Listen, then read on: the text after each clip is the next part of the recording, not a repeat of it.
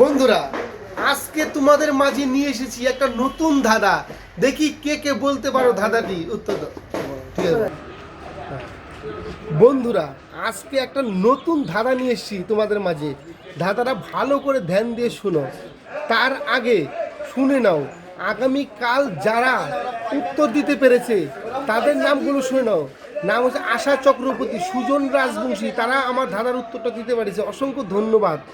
আর আজকের ধাঁধাটা হলো তোমাদের জন্য, যাকে নিয়ে যাচ্ছে তার চার হাত পা, যে নিয়ে যাচ্ছে তার কোনো হাত পাই নেই, আর যে দেখছে তার আবার মাথা নেই।